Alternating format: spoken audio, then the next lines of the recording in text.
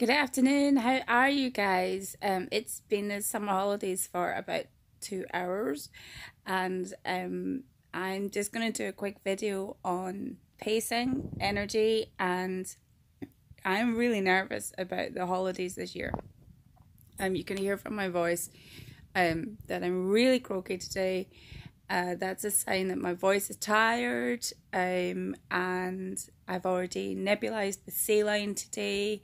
Don't worry, I'm going to do lots of videos on this because it's something that's a huge part of what affects me on a day-to-day basis. So I'm going to talk just briefly about something that I know that you guys who have chronic illnesses, I know you're going to totally understand what I'm talking about. So today I've been doing the kind of pacing energy, which means I'm spreading my energy out through the day, making sure I have rest breaks. So far I have done stuff in the kitchen. I have made sure that I've started drinking enough fluid for today, made sure my little boy has been fed and watered. So every activity that I do, I have a rest afterwards. For me, my main pacing tends to be, oh sorry, that's really shaky. My main pacing tends to be, say about 10 to 15 minutes of activity, lie down and rest. Maximum half an hour activity, lie down and rest. And that means sometimes when I'm resting, maybe I'll be doing things like catching up on news, catching up with friends. Though most of the time it's looking for funny things on YouTube to make me laugh. Because in all honesty, they say laughter is the best medicine. So, let's bring it on. Let's make it so that watching silly stuff is part of pacing. It's part of my pacing. Anyway, it's really important for me to do actual proper lie down rests during the day. And I'm lying here and I have several things that need to happen today that I'm really looking forward to. But I've only really started to notice just how bad the pain is down my neck and my arms. I'm holding a selfie stick just now with this camera and it is really, really hurting. So does this ever happen to you when you have really full on exhaustion, that you actually don't notice that some of that exhaustion is pain? It's kind of like if you have pain all the time, then your body, does it misinterpret it? Does it just not understand it?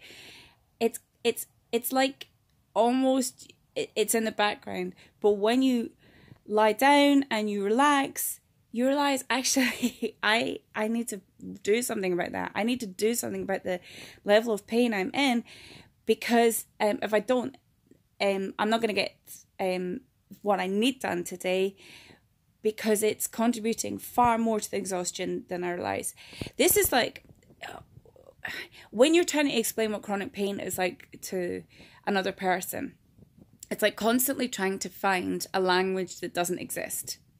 There isn't a universal pain language.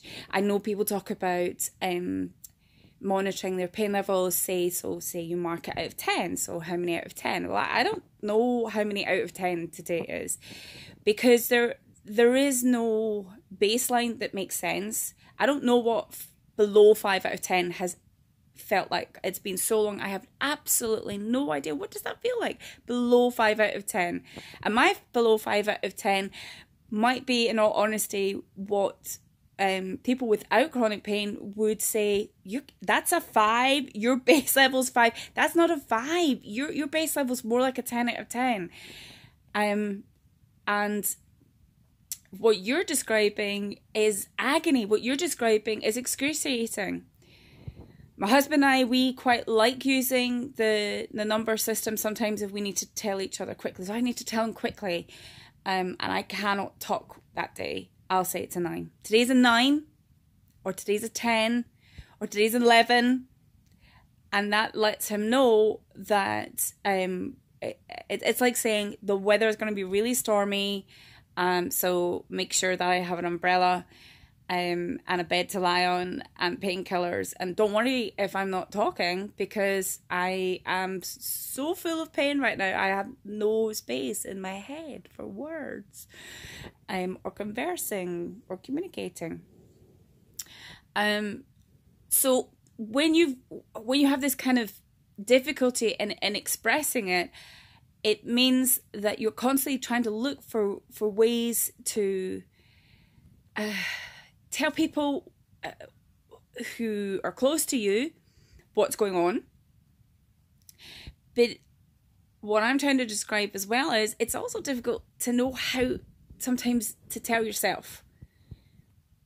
When you've got pain constantly, then your body, it never gets used to. You never, ever get used to chronic pain. Never. There's never a day I don't wake up and I'm not utterly shocked.